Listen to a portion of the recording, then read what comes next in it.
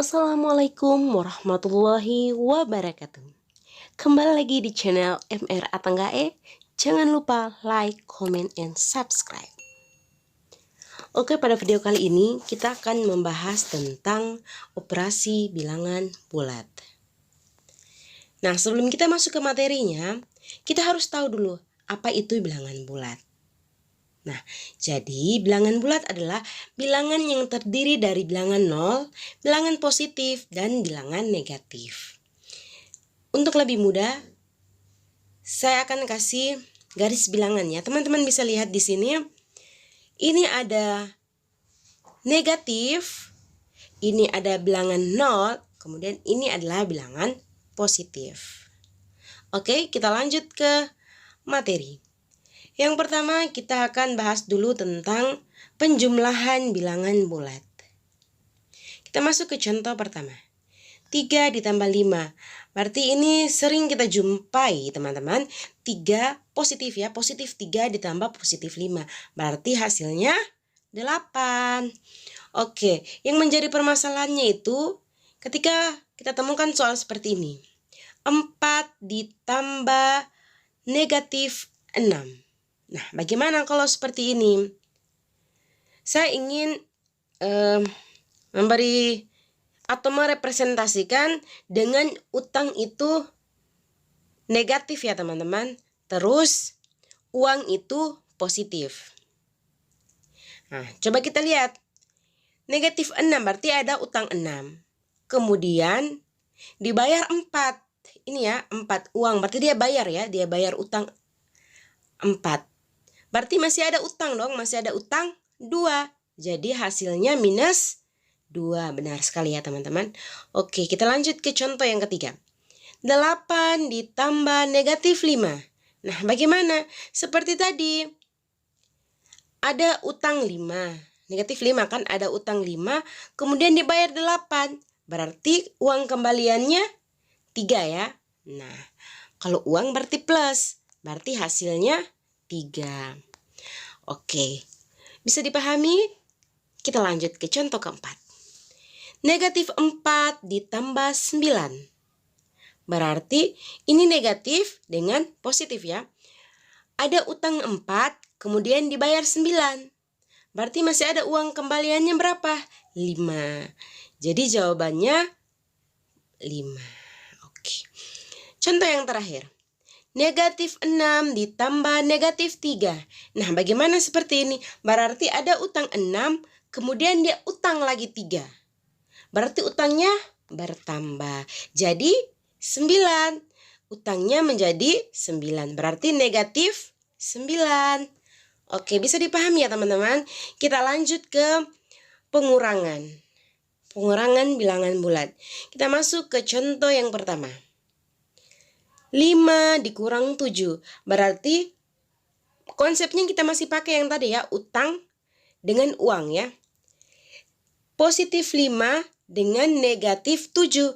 Ada utangnya 7, kemudian dibayar 5. Berarti masih ada utang 2. Berarti jawabannya minus 2. Oke, kita lanjut ke nomor 2.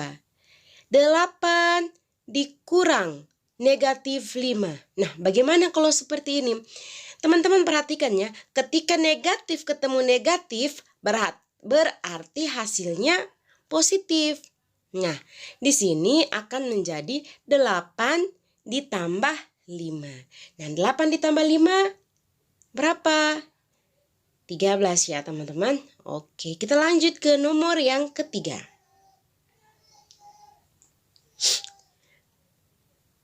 Negatif 7 dikurang 3. Nah, bagaimana kalau seperti ini? Ini tuh sama halnya dengan utangnya 7, kemudian dia tambah lagi utang 3. Minus 7, negatif 7, negatif 3. Berarti ada utang 7, kemudian ditambah lagi utang 3. Berarti jadinya utang 10. Contoh yang terakhir. Negatif 2 dikurang negatif 5. Nah, kita lihat seperti konsep nomor 2. Ketika negatif ketemu negatif, berarti berubah menjadi positif. Nah, di sini berarti negatif 2 ditambah 5. Ada utang 2, kemudian dibayar 5. Berarti masih ada kembalian uang 3. Berarti jawabannya 3. Oke teman-teman, kita lanjut ke perkalian bilangan bulat. Kita masuk ke contoh yang pertama. Negatif 4 dikali 3. Sebelum kita menjawab soal ini, saya ingin memperkenalkan dulu konsep perkalian untuk teman-teman. Yang pertama, ketika positif dikali dengan positif, berarti hasilnya nanti positif.